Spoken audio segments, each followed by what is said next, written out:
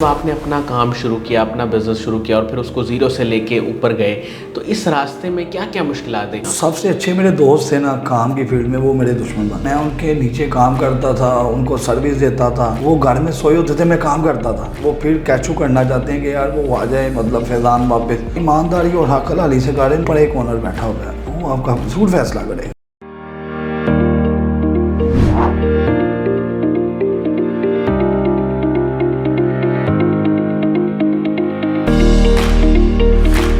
अस्सलाम वालेकुम नाज़रीन, शेयरिंग ऑफ प्रोफेशनल विजडम के साथ मैं हूं आपका मेज़बान अली रहमान खालिद।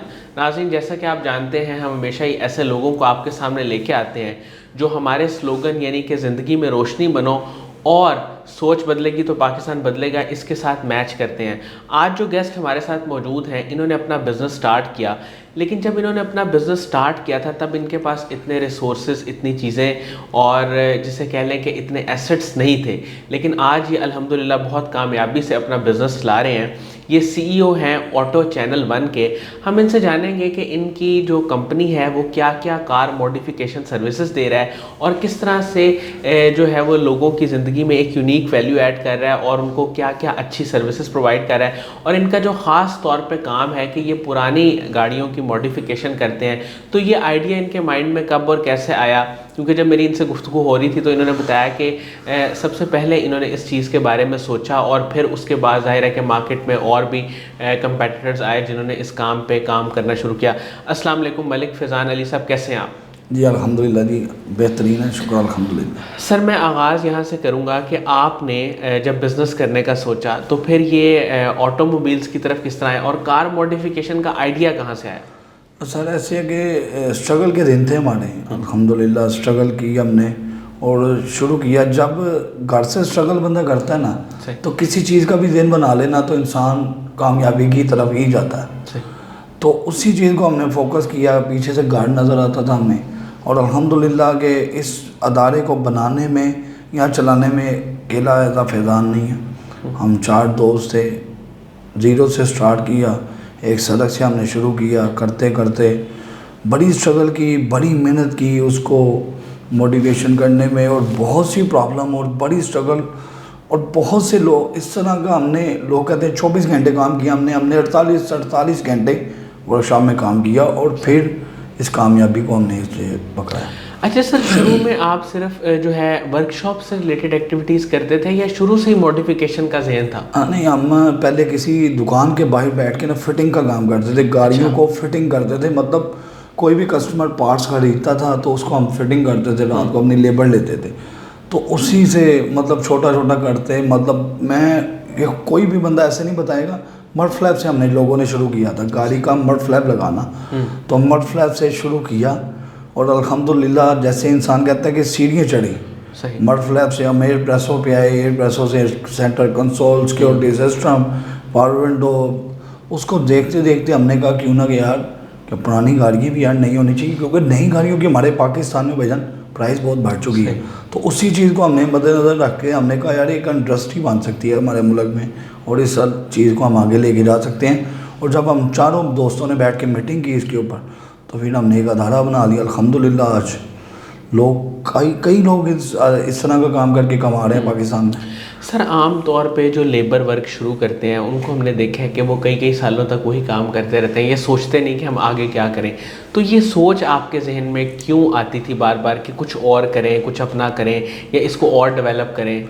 सर आपकी बात ये बहुत बढ़िया, लेबर ही रह जाती है। हाँ, लेबर, हम भी एज अ लेबर थे, लेकिन जब ईमानदारी, वन यूनिटी और होता है ना लगन निकलने की, यार घर के लिए निकलना हमने आगे, तो फिर इंसान निकल जाता है। और इसी तरह हमने उस चीज़ को फॉलो किया और अल्हम्दुलिल्लाह। और ईमानदारी ये है कि हम 4 दोस्त थे ना, तो एक अगर साइड पे भी काम कर रहा है ना तो उसने रात को आके कहा मैंने एक गाड़ी का नहीं किया यार, 2 का किया। सही। तो उस पर ईमानदारी और उस पर अल्लाह की तरफ से बरकत आ जाती है। तो उसी चीज़ में जब बरकत आई तो अल्हम्दुलिल्लाह आज हमारा बिज़नेस करोड़ों का, लाखों का नहीं है।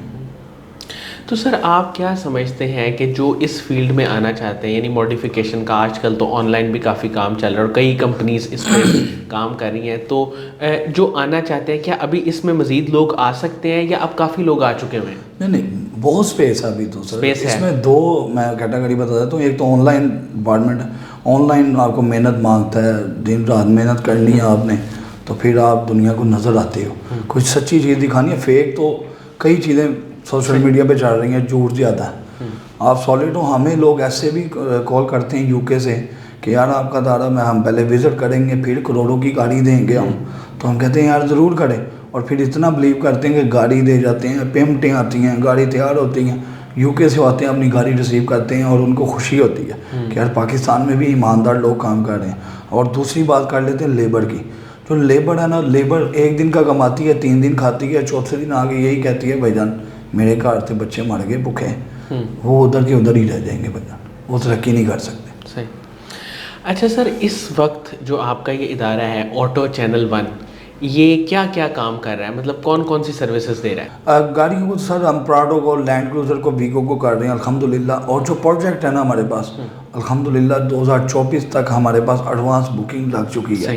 हम इन गाड़ियों से ही नहीं बाहर निकल सकते, इसी वजह से हम लोग ये सोच रहे हैं कि हम इस ब्रांच को बढ़ाएं। इसको ब्रांच दूसरे शहर में खोलें या इसी शहर में खोलें, ब्रांच 2 हो तो ये काम डिवाइस हो, क्योंकि लोगों की दिलों की बात है कि छोटी गाड़ी भी मॉडिफाई होनी चाहिए, हो जाती है, हम टाइम पीरियड से वो नहीं पकड़ते और मिस गाइड नहीं करते। हम वो गाड़ी पकड़ते हैं कि जिसको कर लें। अभी तक लैंड क्रूज़र को हमने फर्स्ट किया था और उसके बाद प्राडो के बाद वीगो, तो अभी 3 गाड़ियाँ तो कर रहे हैं। 3 गाड़ियों पे हमारे पास जो सन 2024 तक बुकिंग हमने पकड़ी हुई है गाड़ियों की।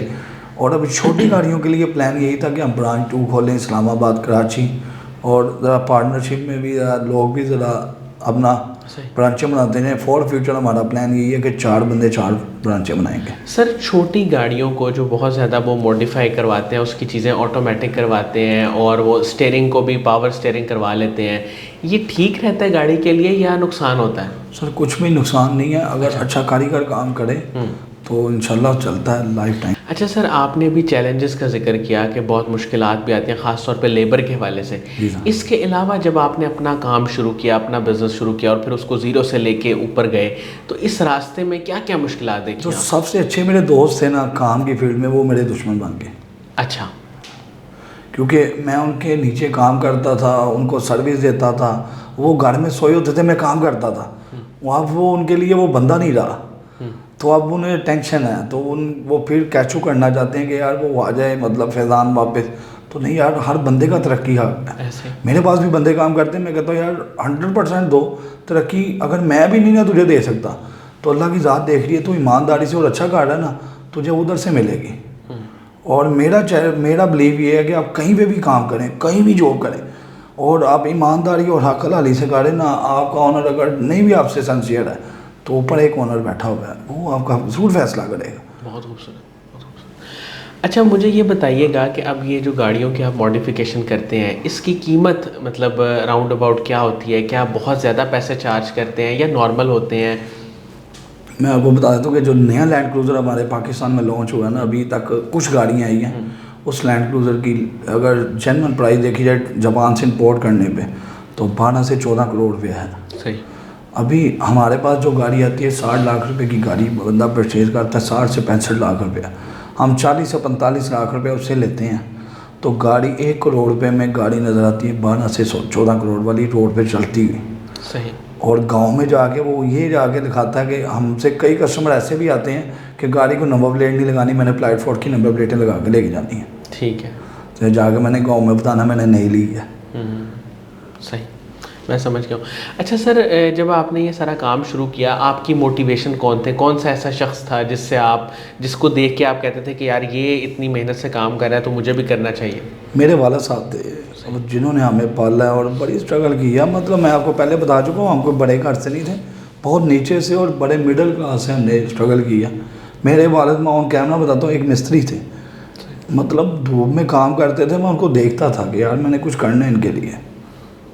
सर, कासिम अली शाह साहब के काम को, उनकी वीडियोस को, उनके लेक्चर्स को आप कैसे देखते हैं? सर मैं ऐसे देखता हूँ कि जो मेरे बच्चे हैं ना, अल्हम्दुलिल्लाह मेरे बेटे हैं, मेरी बेटी है, मेरे भांजे हैं, मैं उनको कहता हूँ कि सर इन्हें फॉलो करें और ज़िंदगी में अगर आपने स्टार बनना है तो मैं घर में उनको ये बोलता हूँ कि शाह साहब को फोकस करें।